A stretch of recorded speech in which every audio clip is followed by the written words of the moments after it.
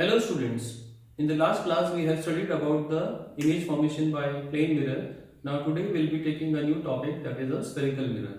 Now we should know what is spherical mirror. The reflecting surface of a spherical mirror is curved inward or outward. A spherical mirror is that mirror whose reflecting surface is a part of hollow sphere of glass.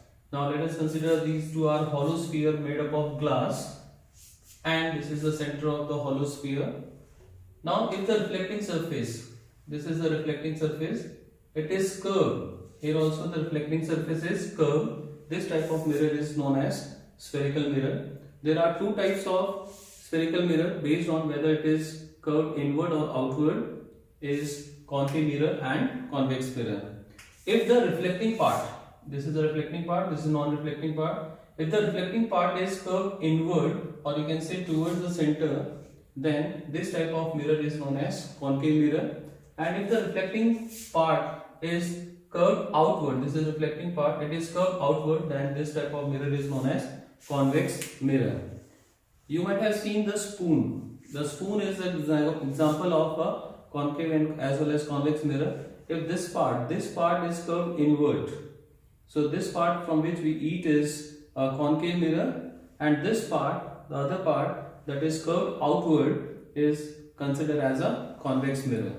Now if you want to draw the diagram of concave and convex mirror, you can see if we remove this is a reflecting surface, this part which is part of a hollow sphere, this is a concave mirror, and this is also a hollow sphere, and this is a part of hollow sphere which is curved outward, you can see this is a convex mirror.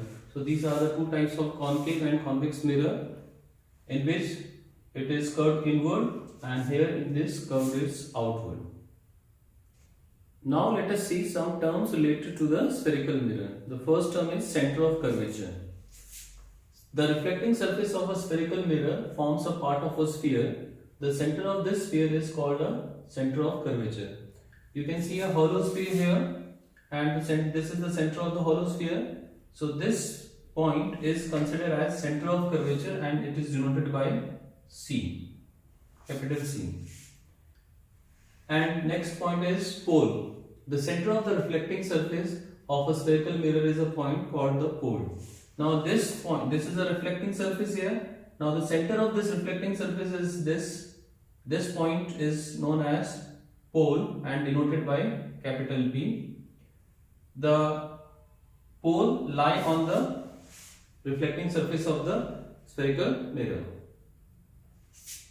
Now let us see the third point, that is radius of curvature.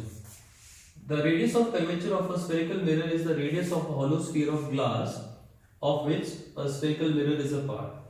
This spherical mirror, that is a concave mirror, is a part of this hollow sphere.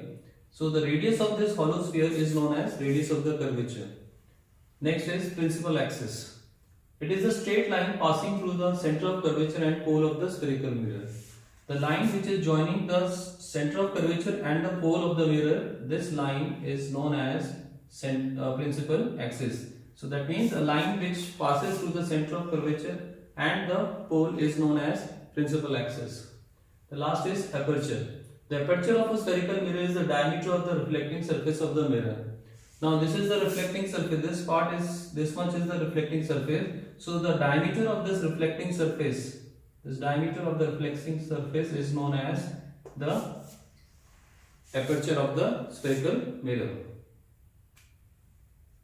Now let us discuss two more terms, that is principal focus and focal length of a concave mirror.